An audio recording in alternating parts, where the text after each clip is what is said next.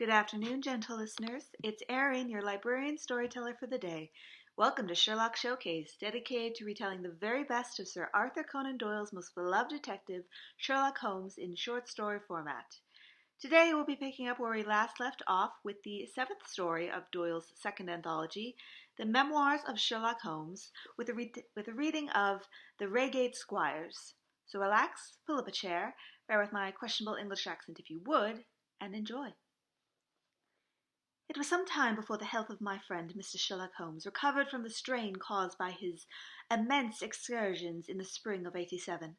The whole question of the Netherland Sumatra Company and of the colossal schemes of Baron Maupertus is too recent in the minds of the public and too intimately concerned with politics and finance to be a fitting subject for this series of sketches.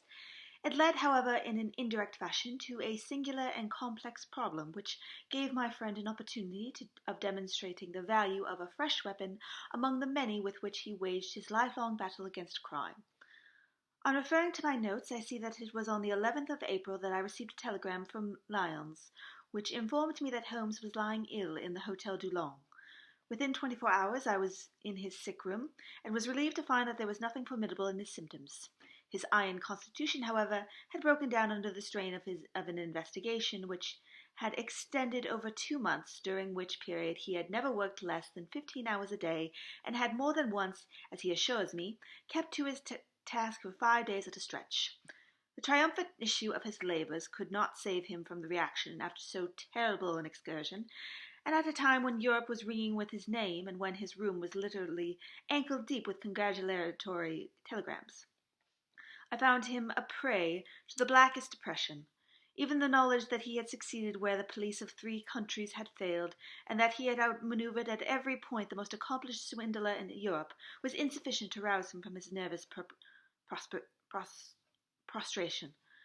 3 days later we were back in Baker Street together, but it was evident that my friend would be much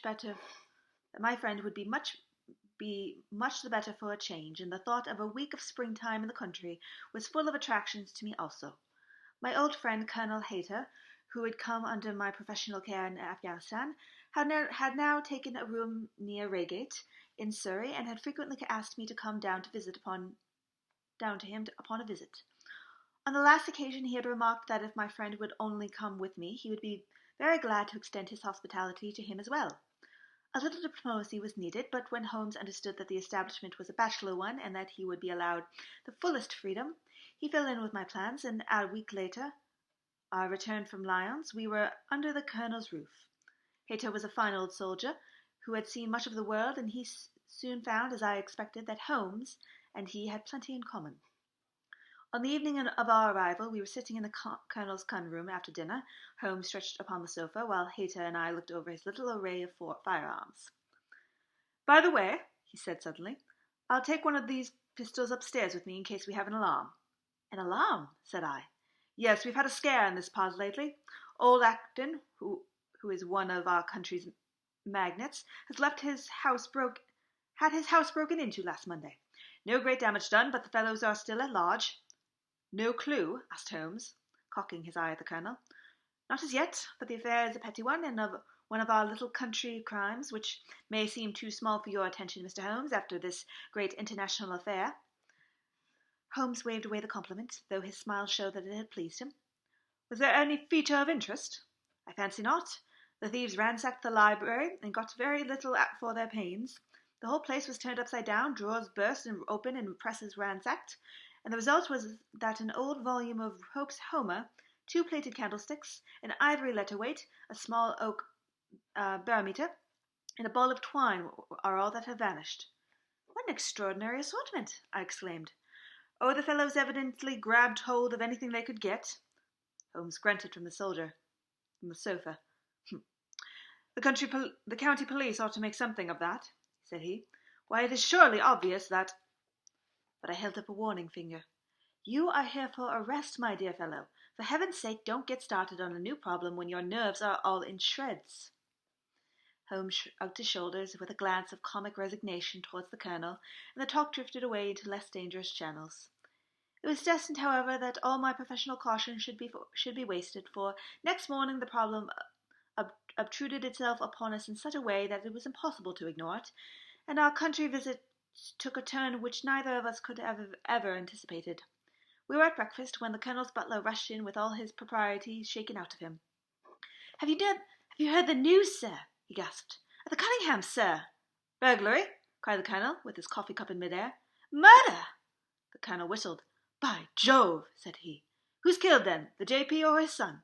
"Neither, sir. It was William, the coachman. Shot through the heart, sir, and never spoke again." "Who shot him, then?" "The beggar, sir. He was off like a shot and got clean away. He just broke in at the pantry window when William came on him and met his end in saving his master's property." "What time?" "It was last night, sir, somewhere about 12.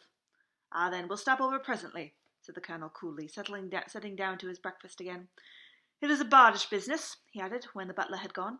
"He's our leading squire about here, is old Cunningham, and a very decent fellow.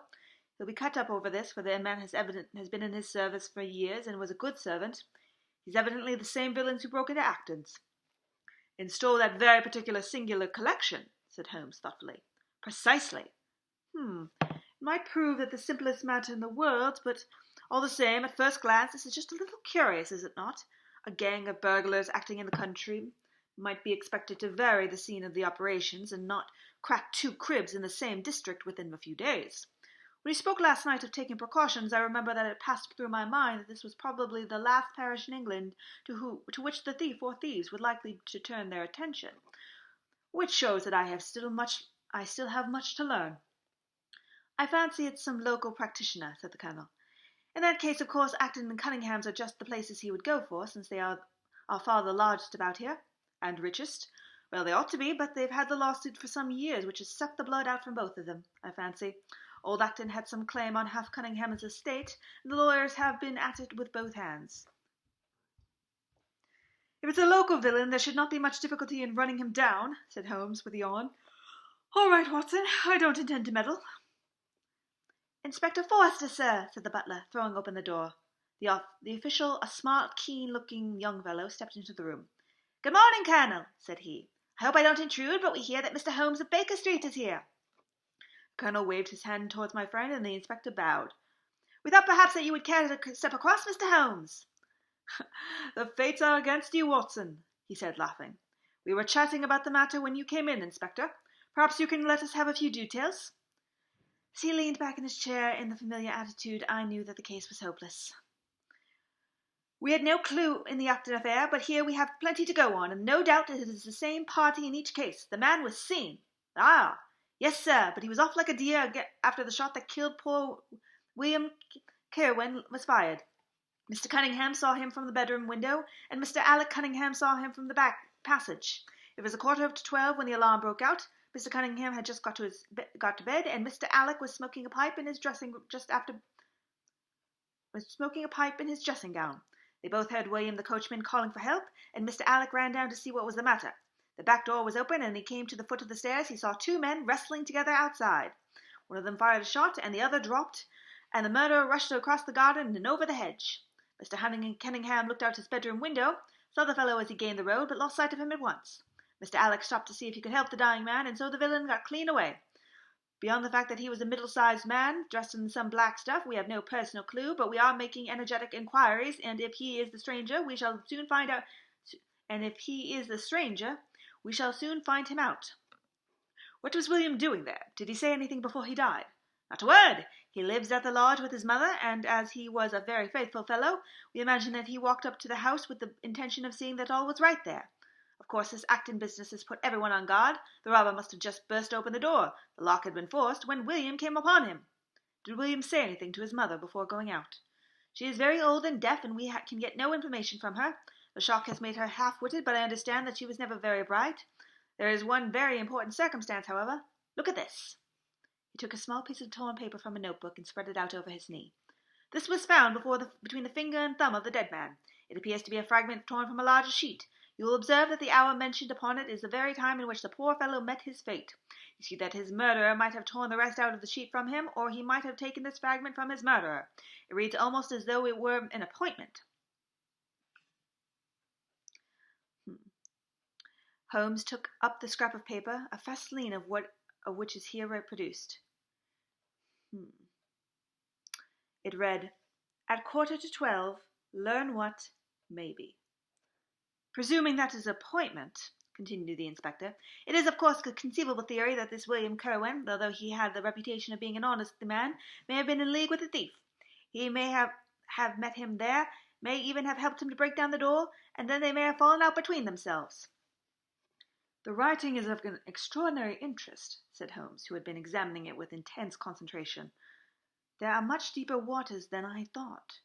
He sank his head upon his hands, while the inspector smiled at the effort in which the case had upon the famous London specialist. "Your last remark," said Holmes presently, "as to the possibility of there being an understanding between the burglar and the servant, and this being a note of appointment from one to the other, is an ingenious and not entirely an impossible supposition. But this writing opens up—" He sank his head into his hands again and remained for some minutes in the deepest thought. When he raised his face, I was surprised to see that his cheek was tinged with colour, and that his eyes were bright as before his illness. He sprang to his feet with all his energy. "I'll tell you what," said he. "I should like to have a quiet little glance at the details of this case.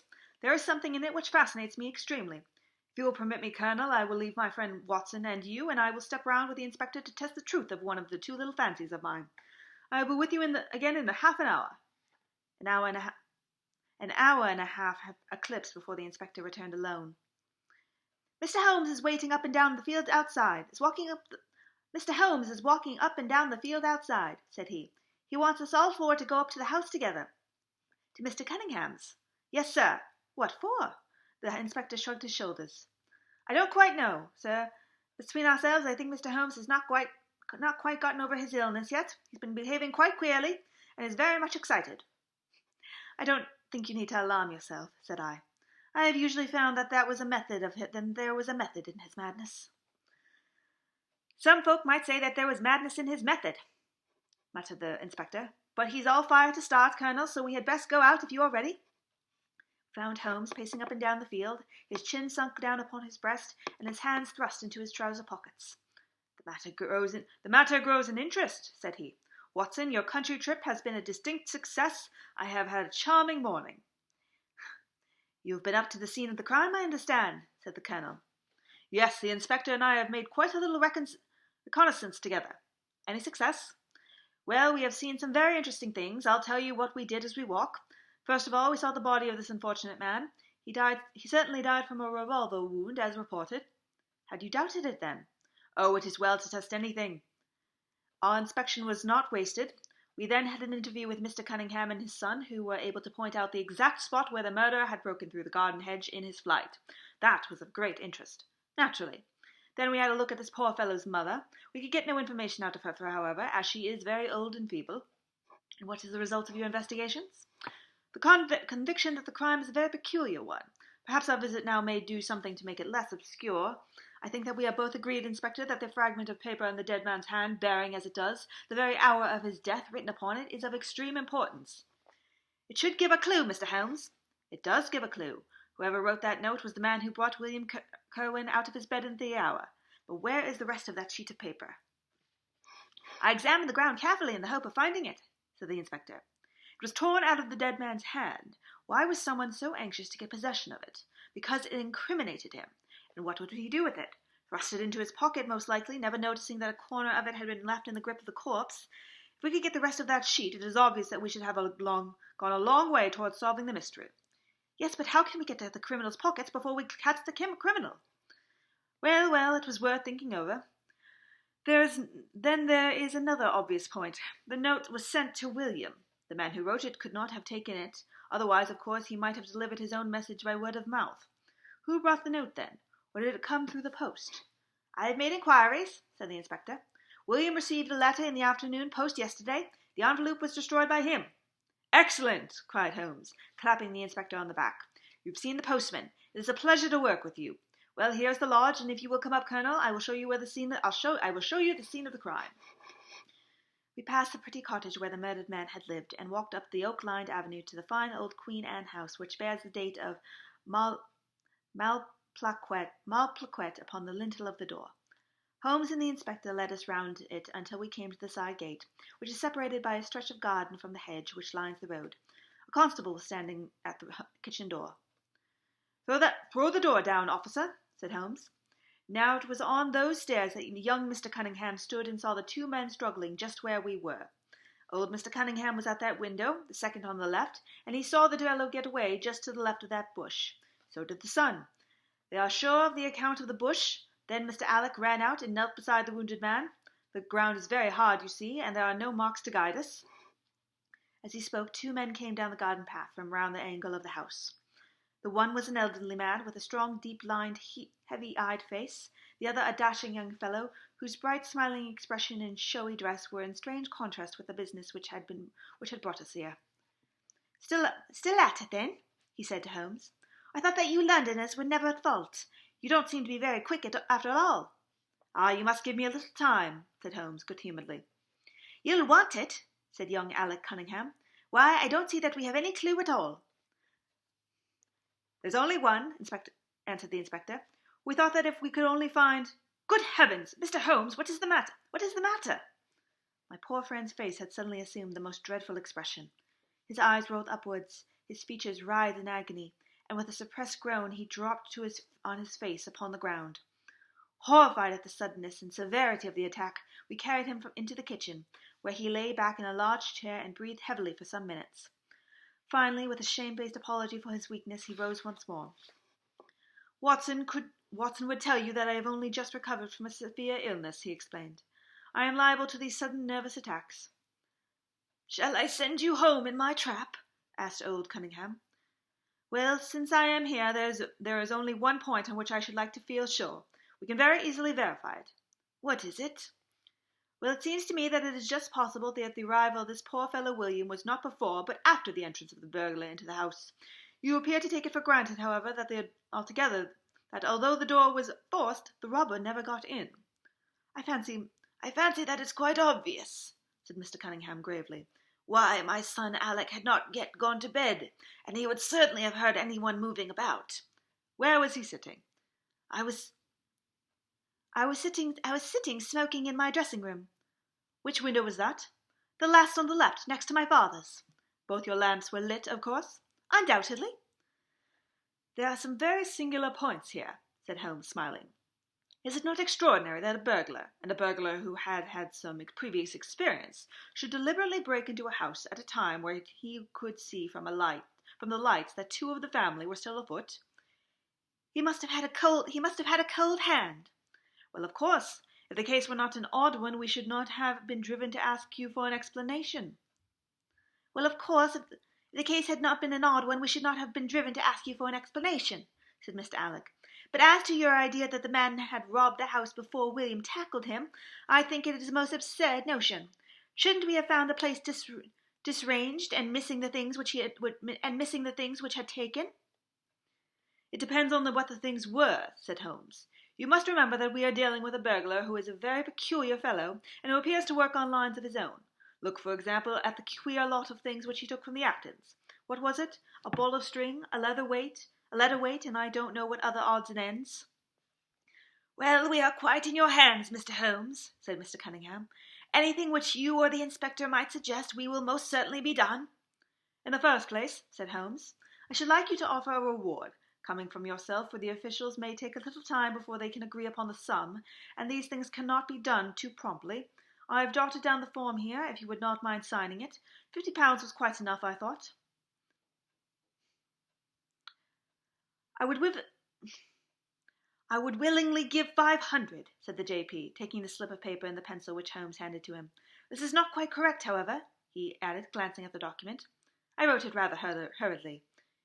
You see, you begin, whereas at 1:45 on Tuesday morning an attempt was made, and so on. It was at 11:45, as a matter of fact. I was pained at the mistake, for I knew how keenly Holmes would feel any slip of the kind. It was his specialty to be accurate to a fact, but his recent illness had shaken him, and this one little incident was obvious to show me that he was still far from being himself. He was obviously embarrassed for an instant, while the inspector raised his eyebrows, and Alec Cunningham burst into a laugh. The old gentleman corrected the mistake, however, and handed the paper back to Holmes. Get it printed as soon as possible, he said. I think your idea is an excellent one.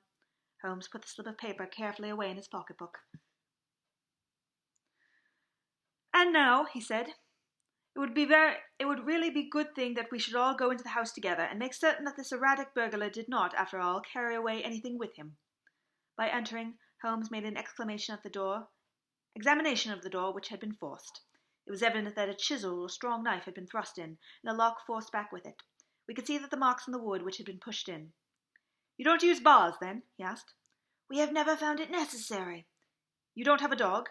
"Yes, but he is chained up on the other side of the house." "When do the servants go to bed?" "About 10. "I understand that William is usually in bed at that hour?" "Yes."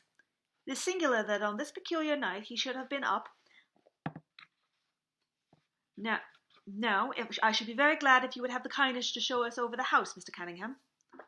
A stone-flagged passage with the kitchens branching out away from it led by a wooden staircase directly to the first floor of the house. It came out upon the landing opposite to a second, more ornamental stair which led up from the front hall. Out this landing opened the drawing room and several bedrooms, including those of Mr. Cunningham and his son. Holmes walked slowly, taking keen note of the architecture of the house.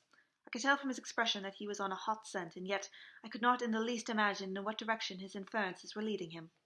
"My good sir," said Mr. Cunningham with some impatience, this is surely very unnecessary. That is my room at the end of the stairs, and my son's is the one beyond it. I leave it to your judgment whether it was possible for the thief to have come up here without disturbing us." "You may try round and get out a fresh scent, I fancy," said the son, with a rather malicious smile. "Still, I must ask you to humour me for a little further. I should like, for example, to see how far the windows of the bedrooms command the front. This, I understand, is your son's room." He pushed open the door. "And that, I presume, is the dressing-room in which he sat smoking when the alarm was given. Where does the window of that look out to?" He stepped across his bedroom, pushed open the door, and glanced round the other chamber. "I hope you are satisfied now," said Mr. Cunningham testily. "Thank you. I think I have seen all that I wished." "Then, if it is not necessary, we can all go into my room." "If it is not too much trouble?" The J.P. shrugged his shoulders and led the way into his own chamber, which was plainly furnished and commonplace room. As we moved across in the direction of the window, Holmes fell back until he and I were in the last of the group. Near the foot of the bed was a small square table on which stood a dish of oranges and a café of water. As we passed it, Holmes, to my unutterable astonishment, leaned over in front of me and deliberately knocked the whole thing over. Glass smashed into 1,000 pieces, and the fruit rolled about in every direct corner of the room. "You've done it now, Watson," he said coolly. "A pretty mess you've made of the carpet." I stooped in some confusion and began to pick up the fruit, understanding that for some reason my companion desired me to take the blame upon myself. The others did the same and set the table on his legs again. "Hello!" cried the inspector. "Where'd he got to?" Holmes had disappeared. "Wait here an instant," said young Alec Cunningham. "The fellow is off his head, in my opinion. Come with me, father, and see where he has gone to." They rushed out of the room, leaving the inspector, the colonel, and me staring at each other. "Upon my word, I'm inclined to agree with Mr. Alec," said the official. "It may be the effect of the illness, but it seems to me that—" His words were cut short by a sudden scream of "Help! Help! Murder!" With a thrill I recognized the voices of that of my friend. I rushed madly from the room onto the landing. The cries, which had sunk down into a hoarse, inarticulate shouting, came from the room but which we had first visited. I dashed in and on into the dressing room beyond. The two Cunninghams were bending over the prostrate figure of Miss Sherlock Holmes, the younger clutching his throat with both hands, while the other seemed to be twisting one of his wrists. In an instant the three of us had torn them away from him, and Holmes staggered to his feet, very pale and evidently greatly exhausted. "Arrest these men, Inspector," he gasped. "On what charge?" "That of murdering their coachman, William Kerwin." The inspector stared about him in bewilderment. "Oh, come now, Mr. Holmes," he said at last. "I'm sure you don't really mean to—" "Tut, man, look at their faces!" cried Holmes curtly. Never certainly have I seen a plainer confession of guilt upon human countenances. The older man seemed numbed and dazed, with a heavy sullen expression on his strongly marked face. The son, on the other hand, had dropped all that jaunty, dashing style which had characterized him, and the ferocity of a dangerous wild beast gleamed in his dark eyes, and distorted his handsome features. The inspector said nothing, but stepping to the door, he blew his whistle. Two of his constables came at the call. "I have no alternative, Mr. Cunningham," he said. "I trust that this may all prove to be an absurd mistake, but you can see that—" "Ah, would you— Drop it!" He struck with his hand, and a revolver, which the younger man was in the act of cocking, clattered down upon the floor. "Keep that," said Holmes, quickly putting his foot upon it. "You will find it useful at the trial, but this is what we really wanted." He held up a little crumpled piece of paper. "The remainder of the sheet!" cried the inspector. "Precisely. And where was it?" "Where I was sure it would be. I'll make the whole matter clear to you presently, I think, Colonel, and that you and Watson might return now, and I will be with you again in the hour of the furthest. The inspector and I must have a word with the prisoners, but you will certainly see me back at luncheon." Sherlock Holmes was as good as his word, for about 1 o'clock he rejoined us in the Colonel's smoking room. He was accompanied by a little elderly gentleman, who was introduced to me as the Mr. Acton whose house had been the scene of the original burglary. "I wished Mr. Acton to be present while I demonstrated the small matter to you," said Holmes, "for it is natural that he should take a keen interest in the details. I'm afraid, my dear Colonel, that you must regret the hour that you took us in such a stormy petrel as I am." "On the contrary," answered the Colonel warmly, "I consider it to be the greatest privilege to have been permitted to study your method of working. I confess that they quite surpass my own expectations, and that I am utterly unable to account for your result. I have not yet seen the vestige of a clue. I am afraid that my explanation might disillusion you, but it has always been my habit to hide none of my methods, either from my friend Watson, or from anyone who might take an intelligent interest in them. But first, as I am rather shaken by the knocking about which I have had in the dressing-room, I think that I shall help myself to a dash of your brandy, Colonel. My strength has been rather tried of late." "I trust you had no more of those nervous attacks." Sherlock Holmes laughed heartily. "We will come to that in its turn," said he. "I will lay an account of the case before you in its due order, showing you the various points which guided me in my decision. Pray interrupt me if there is any inference which is not perfectly clear to you. It is of the highest importance in the art of detection to be able to recognize out of the number of facts which are incidental and which vital. Otherwise your energy and attention might be dissipated instead of being concentrated. Now in this case there was not the slightest doubt in my mind from the first that the key of the whole matter must be looked into at the scrap of paper on the dead man's hand. Before going into, I would draw your attention to the fact that if Alec Cunningham's narrative was correct, and if the assailant after shooting Mr. William Kerwin had instantly fled, then it obviously could not have been he who tore the paper from the dead man's hand. But if it was not he, then it must have been Alec Cunningham himself, for by the time the old man had descended several servants were upon the scene. The point is a simple one, but the inspector had overlooked it because he had started with the supposition that the county magnates had had nothing to do with the matter. Now, I make a point of never leaving any prejudices and of following docilely whatever fact may lead me, so in the very first stage of the investigation I found myself looking a little askance at the part which had played by Mr. Alec Cunningham. And now I made a very careful examination of the corner which the inspector had submitted to us. It was at once clear to me that it formed a very remarkable document. Here it is. Do you not now observe something very suggestive about it?" "It has a very irregular look," said the Colonel. "My dear sir," cried Holmes, "there cannot be the least doubt in the world that it has been written by two persons doing alternative words. When I draw your attention to the strong T's of at and to, and ask you to compare them with the weak ones of quarter and 12, you will instantly recognize the fact. A very brief analysis of those four words would enable you with the utmost confidence that the learn and the maybe are written in the stronger hand, and the what in the weaker." "By Jove! It's as clear as day!" cried the Colonel. "Why on earth should two men write a letter in such a fashion? Obviously the business was a bad one, and one of the men who distrusted the other was determined that, whatever was done, each should have an equal hand in it. Now of the two men it is clear that the one who wrote the at and the to was the ringleader." "How did you get at that?" "We might deduce it from the mere character of the one hand as compared to the other, but we have more assured reasons than that for supposing it. If you examine this scrap with attention, you will come to the conclusion that the man with the stronger hand wrote all his words first, leaving blanks for the other to fill up. These blanks were not always sufficient, and you can see that the second man had a squeeze to fit his quarter in between the at and the to, showing that the latter was already written. The man who wrote all his words first is undoubtedly the man who planned this affair." "Excellent!" cried Mr. Acton. "But very superficial," said Holmes. "We now come, however, to a point which is of importance. You may not be aware of the deduction of a man's age from his writing is one which has been brought to considerable accuracy upon experts. In normal cases one can place a man in his true decade with tolerable confidence. I say normal cases because ill health and physical weakness reproduce the signs of old age, even when the invalid is a youth. In this case, look at the bold, strong hand of the one, and the rather broken-backed appearance of the other, which still retains its legibility, although the T's have begun to lose their crossings. We can say that the one was a young man, and the other was advanced in years without being positively decrepit. "Excellent!" cried Mr. Acton again. There is a further point, however, which is subtler and of greater interest. There is something in common between these two hands. They belong to men who are blood relations. It may be most obvious to you in the Greek E, but to me there are many small points which indicate the same thing. I have no doubt at all that a family's mannerism can be traced on these two specimens of writing. I am only, of course, giving you the leading results now of my examination of the paper. There were 23 other deductions which would have been of more interest to experts than to you. They all tended to deepen the impression upon my mind that the Cunninghams, father and son, had written the letter. Having gotten so far, my next step was, of course, to examine into the details of the crime and to see how far they would help us. I went up to the house with the inspector and saw all that was to be seen. The wound upon the dead man was, as I was able to determine with absolute confidence, caused by a shot from a revolver fired at a distance of something over 4 yards. There was no powder blackening on the clothes. Evidently, therefore, Alec Cunningham had lied when he said that the two men were struggling when the shot was fired.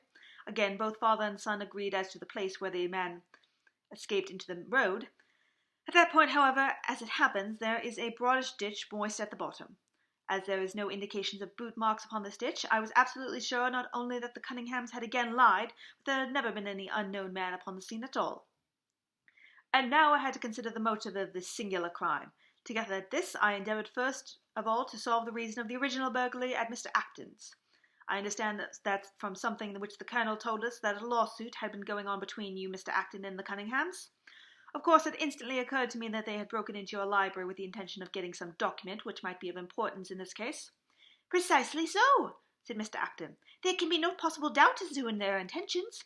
I had the clearest claim upon half their present estate, and if they could have found a single paper, which fortunately was in the strong box of my solicitors, they would have undoubtedly crippled our case."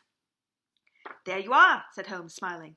"It was a dangerous, reckless attempt in which I seemed to trace the influence of young Alec. However, finding nothing, they tried to divert suspicion by making it appear to be an ordinary burglary, to which end they carried off whatever they could get their hands on. That is all well and clear enough, but there was much that was still obscure. What I wanted above all else was to get the missing part of that note. I was certain that Alec had torn it out of the dead man's hand, and almost certain that he must have thrust it into the pocket of his dressing gown. Where else could he have put it? The only question was whether it was still there. It was worth an effort to find out, and for that object we all went up to the house. The Cunninghams joined us, as you doubtless remember, outside the kitchen door. It was, of course, of the very first importance that they should not be reminded of the existence of the paper, otherwise they would naturally destroy it without delay. The inspector was about to tell them of the importance which was attached to it. By the luckiest chance of the world, I tumbled down in a sort of fit, and so changed the conversation." "Good heavens!" cried the Colonel, laughing. "Do you mean to say that all our sympathy was wasted, and your fit was an imposture?" "Speaking professionally, it was admirably done," cried I, looking in amazement at the man who was forever confounding me with some new phase of his astuteness. "It is an art which is often useful," said he. "When I recovered, I managed by a device which had perhaps some little merit of ingenuity to get old Cunningham to write the word 12, so that I might compare it with the 12 upon the paper." "Oh, what an ass I have been!" I exclaimed. "I could see that you were commiserating with me over my weakness," said Holmes, laughing. "I was sorry to cause you the sympathetic pain which I know you felt." We then went upstairs together, and having entered the room and seen the dressing gown hanging up behind the door, I contrived by upsetting the table to engage their attention for the moment, and slipped back to examine the pockets. I had hardly got the paper, however, when was I had expected in one of them, when the two Cunninghams were upon me, and would, I verily believe, have murdered me then and there, but for your prompt and friendly aid. As it is, I feel the young man's grip on my throat now, and the father has twisted my wrist round the effort to get the paper out of my hand. They saw that I must know all about it, you see, and the sudden change from absolute security to complete despair made them perfectly desperate. I had a little talk with old Cunningham afterwards as to the motive of the crime. He was tractable enough, though his son was a perfect demon, ready to blow out his own or anybody else's brain if he could have gotten out his revolver. When Cunningham saw that the case against him was so strong, he lost all heart, and made a clear breast of everything. It seems that William was secretly following his two masters on the night when they made their raid upon Mr. Acton's, and having thus got got them into his power, proceeded under threats of exposure to levy blackmail upon them. Mr. Alec, however, was a dangerous man to play games of that sort with. It was a stroke of positive genius on his part to see that the burglary scene, which was convulsing the countryside, an opportunity of plausibly getting rid of the man whom he feared. William was decoyed up and shot, and had only got the whole of the note and paid a little more, and had they only gotten the whole of the note and paid a little more attention to detail in their accessories, it is very possible that suspicion may have been aroused. And the note? I asked. Sherlock Holmes placed the subjoined paper before us. It read, "If you will only come round at 11:45 to the east gate, you will learn what will very much surprise you, and may be of the greatest service to you, and also to Anne Morson. But say nothing to anyone upon the matter." "It is very much the sort of thing as I expected," he said. "Of course, we do not yet know what the relations may have been between Alec Cunningham, William Kerwin, and Annie Morson. The result shows that the trap was skilfully baited. I am sure that you cannot fail to be delighted with the traces of hereditary showing in the P's and the nails of the G's. The absence of the I dots in the old man's writing is also most characteristic. Watson, I think our quiet rest in the country has been a distinct success, and I shall return much invigorated to Baker Street tomorrow." That's all for today, gentle listeners. Thank you for joining me, and I hope to see you all very soon. Be well, and have a wonderful day. Bye-bye.